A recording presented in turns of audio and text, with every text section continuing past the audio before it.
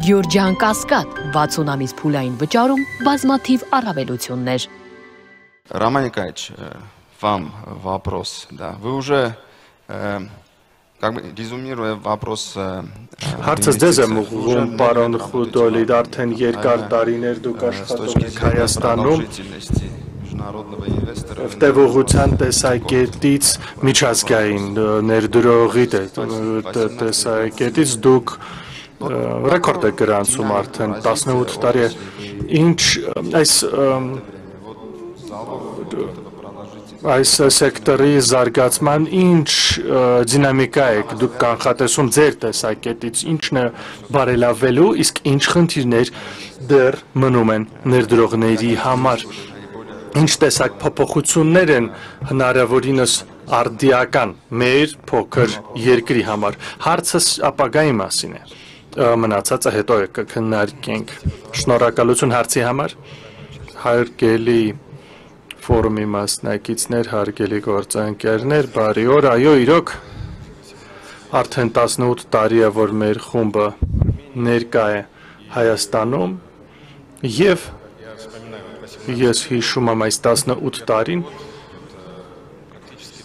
արդեն ամբողջ մասնաճյուղը շատ երկար ճանապարհ է անցել, շատ ընկերություններ են սկսել աշխատել սոտ, քահագարակ և մենք ես հիշում եմ 2014 թիվը, ցավոք սրտի Լիդիանը այդ ժամանակ չէր թողարկվել և մենք դա քննարկելու ենք այսօր, բայց այս ամենը դրական կողմերն են, դա եղել է, կարևոր է դա հիշել, դա իրոք շատ լուրջ աշխատանք է տարվել անձնակազմի կողմից, բոլոր պետական կառույցների կողմից աշխատանք է տարվել, բայց ես կուզեի կենտրոնացնել իմ պատասխանը դրա վրա, թե ինչն ինձ շատ անհանգստացնում որպես ներդրող, որպես ամենախոշոր Հայաստանի հանքարդյունաբերական ձեռնարկատիրության ղեկավար, դուք քաջ տեղյակ եք, որ հանքարդյունաբերական ամեն կառույց ունի իր ցիկլը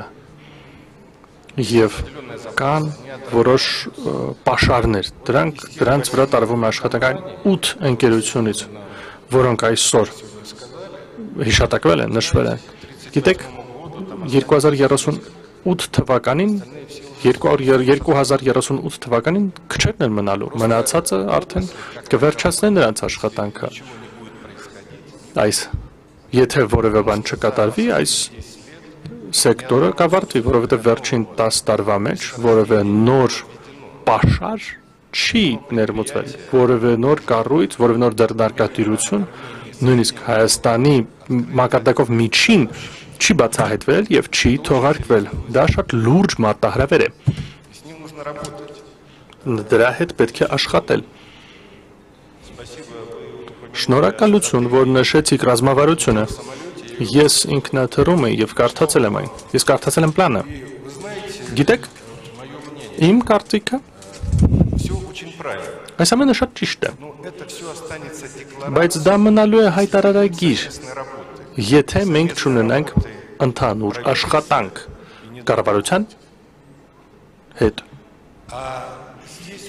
իսկ այս դեպքում չափազանց կարևոր է ունենալ վստահություն, հենց վստահություն,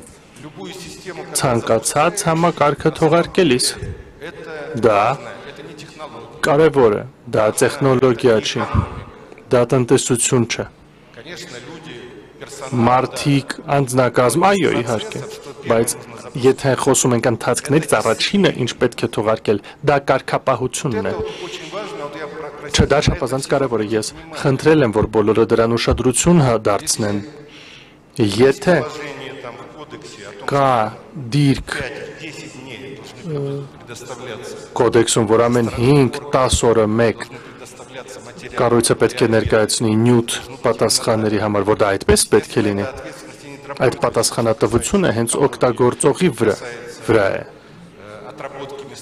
եթե դա աշխատանքի մասին պետք է զեկուցվի միայն սոցիալական հարցերի շուրջ, և այդ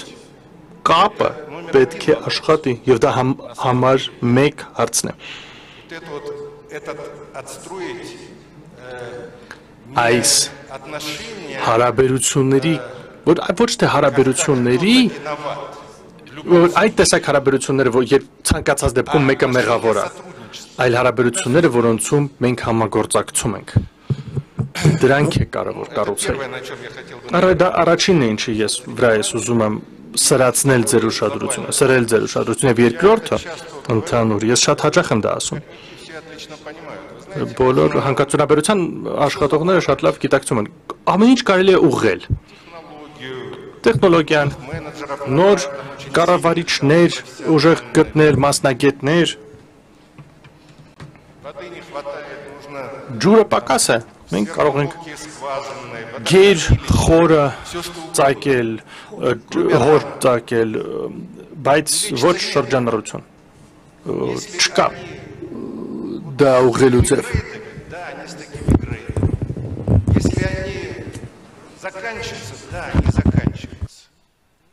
Поэтому вопрос геологии – это номер один вопрос. Ոստի համար մեկ հարցը հետևյալն է։